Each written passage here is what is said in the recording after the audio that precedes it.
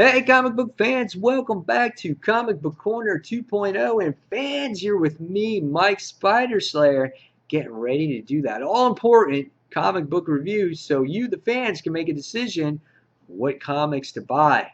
Because with all your hard-earned money, you don't want to waste all that money. So today we're going to be talking about The Walking Dead, issue number 126, the conclusion to All Out War. Now, just to let you guys know, there will be spoilers, so if you don't want to see this review, please stop the video now and read your book and come back and see my thoughts on this particular issue. All right, so here we go. All right, if you're a fan of The Walking Dead, you all know that Robert Kirkman is the writer and Charlie Adlard is the penciler. In the last issue, at the end of it, we got to see Negan gets sliced in the throat by Rick. Now, I made this assumption, and a couple other people made this assumption that it was the dirty knife and it was affected by zombie guts. Was it really? I don't know. In this book, we have great artwork here. There's always great stuff to look at with The Walking Dead. There's always zombies, lots of killing, lots of shots, lots of death. The artwork is always consistent by Charlie Adlard. This was a really nice page right here, and I'll tell you as I go what this all means. But this was a great issue, and I read it like for 5 minutes, man. It's just such a quick read, The Walking Dead is sometimes. All right, so last where we left off, Negan gets sliced in the throat. So does he die? Does he become a zombie? Do they smash his heads in with Lucille? I don't know. Here we go. So there it is. Blood on the knife. He's all gurgling. He's sitting there going, oh, and Rick is saying, this war is over. And right away, what comes from Rick's mouth is that he wants Negan to stay alive. He doesn't want to kill him. He's telling the Saviors to give him an ultimatum. Either we let him die, or we can take him and we have a medic on him, but we keep him. So, and then the war is over. So it's basically what happens in this issue.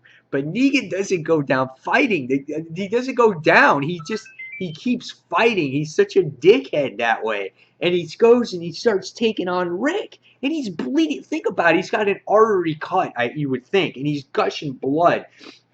And he sits there and he sits there and kicks Rick right in the freaking chin. And you got the group going after him. And you got freaking Negan sitting there kicking the shit out of him right in the freaking gut. And it's like, holy crap. And the Saviors and everyone, they're still going after each other. And you see Rick trying to kick Negan, and it's an epic failure. It's like Negan is kicking his ass at this point. And you're sitting there going, oh shit, is he going to kill Rick? And he sits there and he breaks his ankle or his leg or whatever it is. And then you're just like, oh my God. And then all of a sudden, it's just like Negan passes out, and because he's losing so much blood, so it's just a matter of time. And you would think maybe they would leave him or turn him as a zombie. And then what happens is that Dwight claims himself as the next leader of the Saviors, and he wants to take the people and he wants to go off and be on their merry way. And that's what happens with the Saviors. And Rick insists that Negan lives because he feels that if they kill Negan, that he is no better than Negan and how the Saviors were, because he believes that working together as a civilization, that they can create good, can create mankind, and it can overcome the zombies and everything else. And some people are not agreeing with the situation. They feel that Negan should die for all of Negan's sins or whatever he did, especially Maggie and Carl in this issue. Maggie says, I don't think Glenn would like that. But, Rick makes this speech on how our civilization can grow and how all the communities can work together. And it was a nice little speech here. So by the time we get to the end of this issue, we see that Carl was about to put a bullet to Negan's head. But that wasn't the case. He sends Carl on his way. He talks Carl into it. He says it's not the right thing. And by the time you get to the end of this issue, It basically closes this chapter of Negan and opens a new one. And basically, Rick threatens Negan with putting him in prison to rot there for life. Really interesting here because you see Negan saying, "Well, what now?" And Rick gives him that dialogue there and just saying, "We're going to watch you become, you're going to rot in prison forever."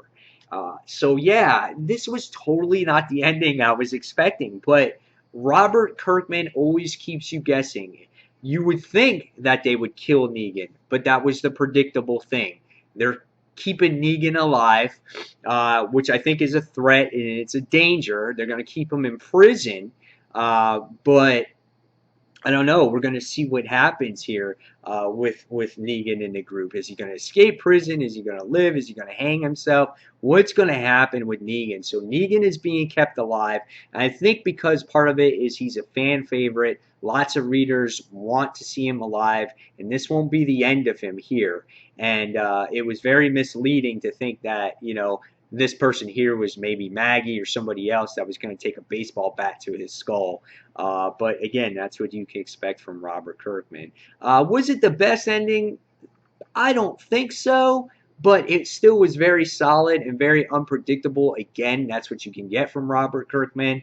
And the next issue, issue 127, is a double-sized issue, and it starts everything new going forward here. So we'll get to see more outcome from All Out War. So, guys, tell me what you thought of this issue. Did you like it? Was it the ending that you expected? Did you think it was a cop-out? Let me know what you thought of The Walking Dead issue number 126. And what would you have seen happen? What would you like to see happen to Negan at the end of this issue? So, guys, as always, did I give this one a rating? No, I'm going to give it a 4 out of 5. So see where this stands on next week's countdown. And guys, as always, thank you for watching Comic Book Corner 2.0. And don't forget to check out Comic Frontline as well to see more of this week's reviews. And guys, thanks for watching. And until the next comic book review, this is Mike Spider Slayer signing off. Take care, guys. See you soon. Bye.